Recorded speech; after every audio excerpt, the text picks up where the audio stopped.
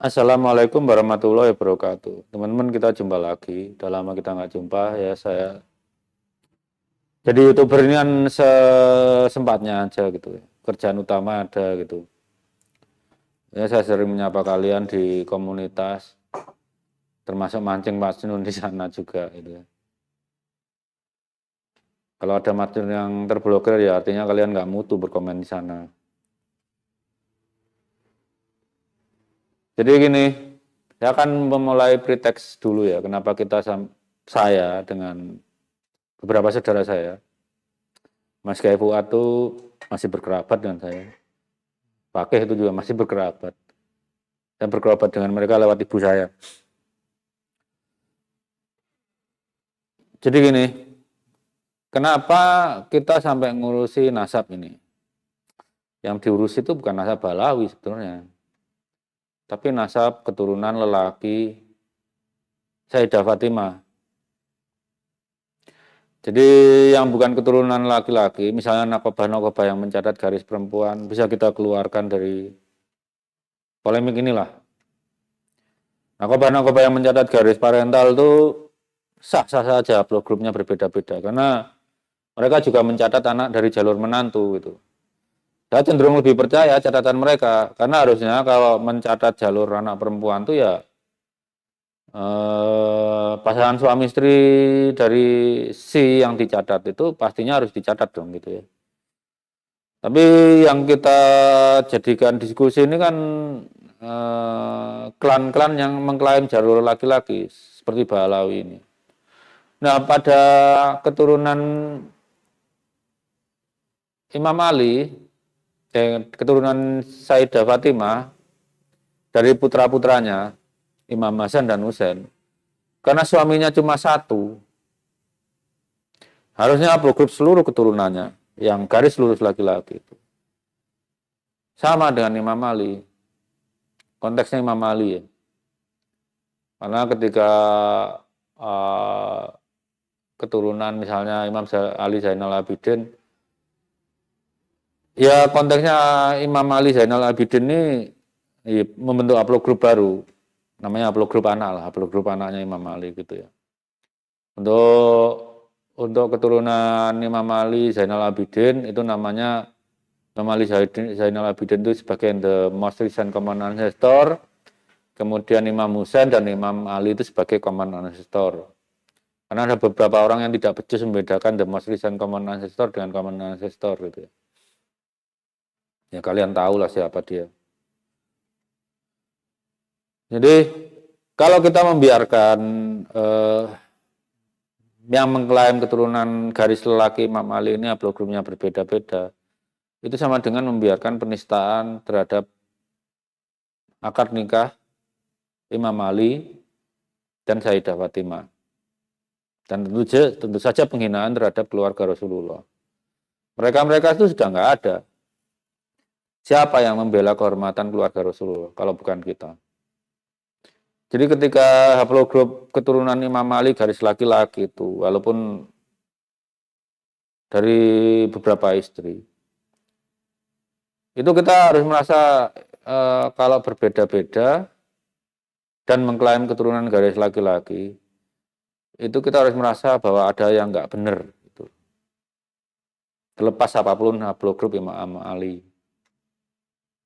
Karena sekarang sudah ada ilmunya dan ada alatnya, ya kita luruskan, jangan kita biarkan. Ya, kecuali kalau kalian sudah nggak mencintai Rasulullah ya lain cerita. Kalau saya kan bisa kontribusinya di ilmu genetik ini, yang di ilmu kitab ya silahkan gitu ya.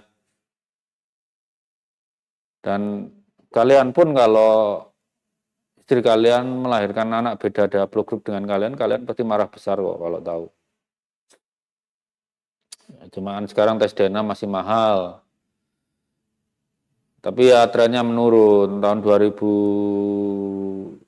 itu tes untuk whole genome itu masih 100.000 dolar. Saya nggak ingat ya, tahun 2000 itu kira-kira dolar masih 9 ribuan kayaknya. Berarti 900 juta. Kemudian tahun 2010 sudah 10.000 dolar.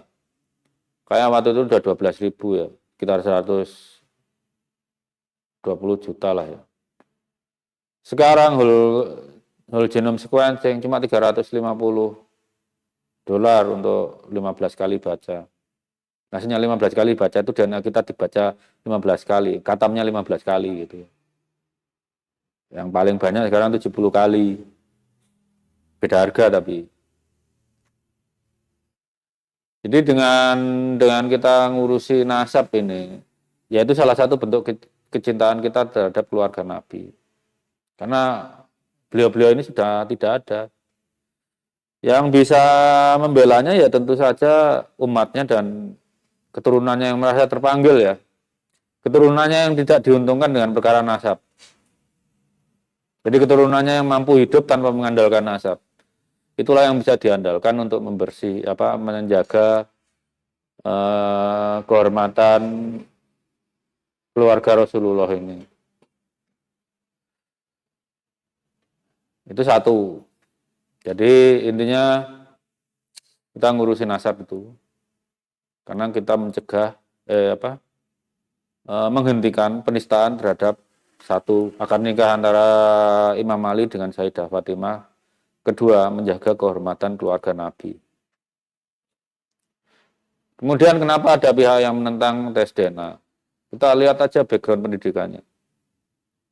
Nah, sebut nama lah. Zain itu kapan belajar biologi? Nggak pernah. Bedanya virus dengan bakteri aja dia nggak tahu. Muhammad Asghaf itu kapan belajar biokimia? Enggak.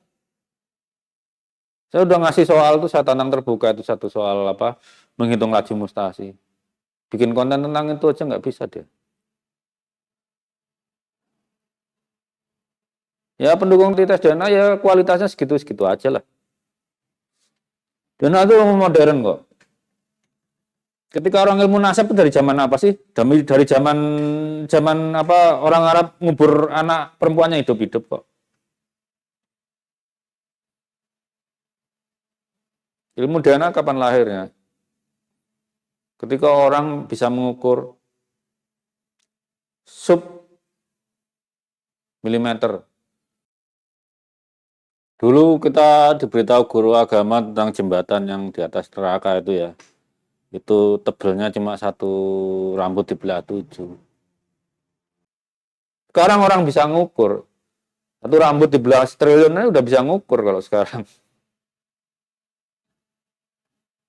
Jadi kita mecahkan masalah nasab itu pakai ilmu untuk masa depan atau ilmu masa lalu. Kita ingin umat Islam itu maju atau mundur gitu kan ya.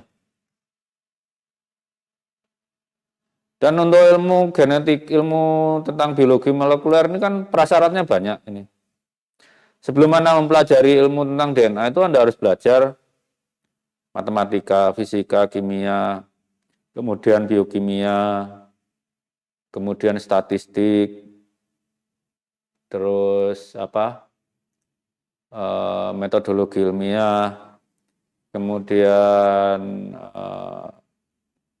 fisiologi, genetika dasar, baru tentang DNA. Dan ilmu ini nggak cuma belajar di bangku gitu, nggak. Harus ada praktikumnya. Saya masih ingat praktikumnya. Dan itu semua dipelajari di program studi biologi dan biologi terapan.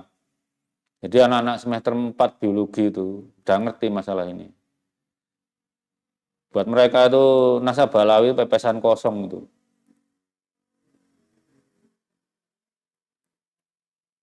Jadi satu, mereka menolak kenapa untuk validasi nasab ini tes DNA mereka menolak. Yang jelas nggak mampu mikirnya. Kok jauh-jauh mampu mikirnya, suruh mereka itu tes TPA, tes potensi akademik Bappenas itu. Berapa skornya? Nggak yakin tuh tembus 400. Orang-orang macam gitu itu.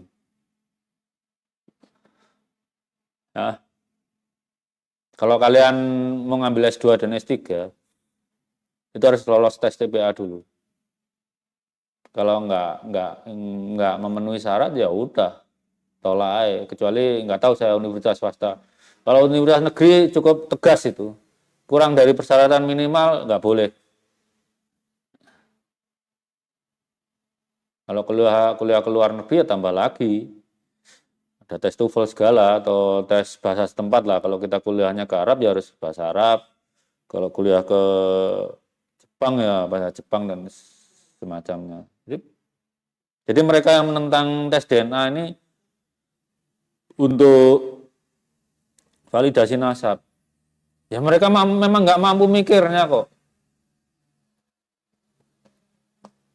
Saya melempar berapa soal sih tentang hitungan tuh. Memang ada yang bisa jawab. Ada yang bisa jawab, tapi bukan proba alawi dia. Iseng-iseng jawab aja anaknya kuliah di luar negeri. Cuma satu yang benar. Kayak Muhammad Asghar Zaini itu nggak bisa jawab.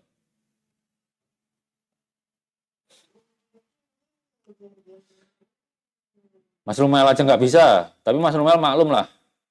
Memang pendidikannya udah jelas dia lebih ke sejarah ya. Nah, kenal tuh biometrika itu. Dan jadi pertama ya, mereka menentang tes DNA itu karena ya jelas nggak punya ilmunya dan nggak mampu.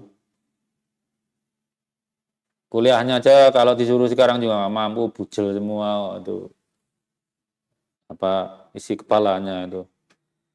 Kepalanya sih sempurna, si kepalanya, cuma yang terpakai mungkin 20%. Ini yang ketiga, tadi yang pertama, alasan pertama, yang kedua ya. Kenapa mereka menolak tes DNA untuk para Balawi ini? Kita tahu kita itu terlahir karena fusi, peleburan dari sel sperma ayah dan sel telur ibu. Ya.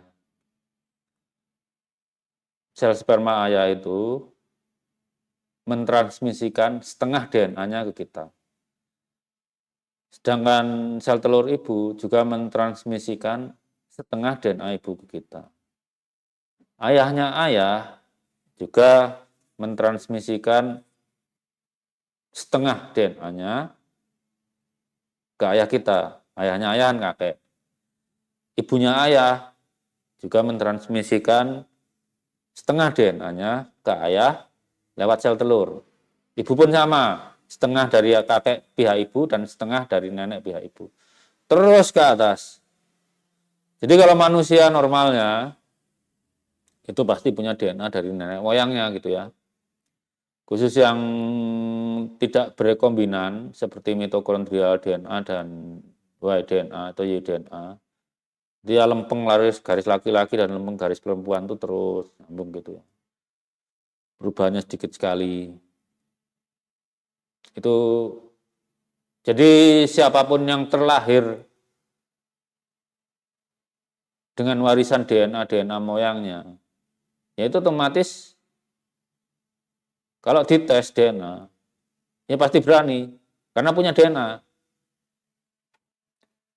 Terus kenapa Balawi nggak mau dites? Ya mungkin mereka nggak punya DNA. Bukan berasal dari sperma dan sel telur. Mungkin berasal dari urin. Kalau sperma dan sel telur itu bawa DNA. Kalau urin enggak.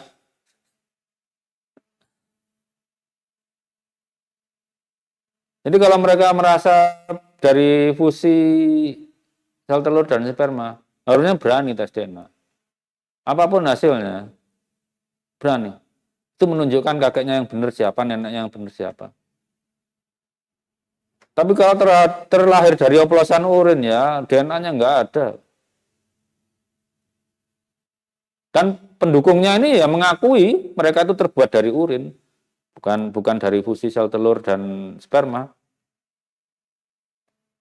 Kalau kalau mereka terlahir dari fusi sel telur dan sperma ya harusnya berani tes DNA. Kalau ada yang mau ngetes saya berani aja, saya nggak pernah klaim nasab kok. Hidup-hidup saya juga dari hasil perjuangan saya nggak pernah bawa nasab. Nama saya aja nggak ada marganya kan, orang Jawa kan nggak ada marganya. Orang Jawa itu hidup dan berprestasi itu nggak ngandalin nasab. Orang Jawa Sunda itu nggak ngandalin nasab. Nama bapaknya aja baru disebut pas nikah sama mati, nikah bin siapa itu kan ngadopsi dari tradisi Arab ya karena kita memeluk Islam. Mati juga disebut, maksudnya kalau kenapa dipakai bin itu kan ya biar kalau doakan nggak nyasar gitu ya. Jadi itu aja sih. Tapi lebih serius saya siapkan. Kemarin masih nanggapi Dokter Rafi itu belum selesai. Soalnya itu waktu Hafi di interview itu kayaknya nggak baca publikasi yang harusnya dia baca gitu ya. Jadi kesimpulannya begini, kita ngurusin nasab tuh karena kita mencintai Rasulullah dan keluarganya. Kita ingin kesucian pernikahan antara Sayyidina Ali dan Sayyidah Fatimah itu tetap suci sampai sekarang dan di masa mendatang.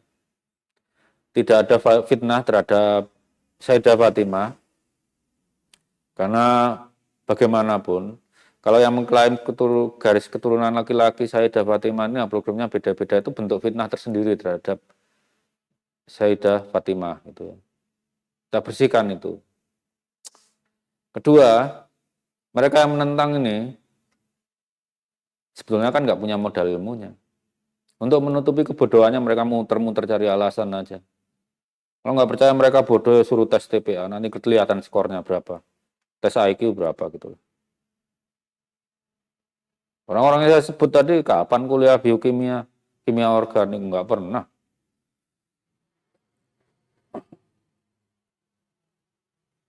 Untuk mengukur seberapa ilmiah aja mereka entah kapan kuliah metodologi ilmiah atau filsafat ilmu, nggak pernah. Dan yang terakhir, yaitu Balawi ini nggak mau dites DNA ya simpel aja. Mereka terlahir bukan karena fusi sel telur dan sperma moyang-moyangnya. Oplosan dari urin moyang-moyangnya. Urin tuh nggak punya DNA. Kan begitu. Kalau mereka yakin terlahir dari fusi sperma dan sel telur moyang-moyangnya, mereka berani. Barang buktinya ada di tubuh mereka, mereka tunjukkan aja. Tapi kalau nggak ada, lain cerita. Kalau dibilang mereka jin, ya bentuknya ada bisa dicubit kok.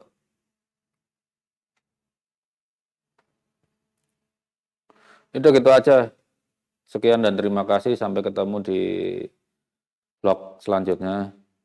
Saya menyiapkan apa yang kemarin tertinggal lah ya, janji untuk jawab Dokter Hafi itu. Ya kita apa? Yang ke depan ini kita kulik jurnal-jurnal tentang penyelidikan keturunan Nabi Harun ya. Itu bisa kita pakai sebagai pembanding keturunan Nabi Ismail itu nanti. Cukup sampai di sini teman-teman. Wassalamualaikum warahmatullahi wabarakatuh.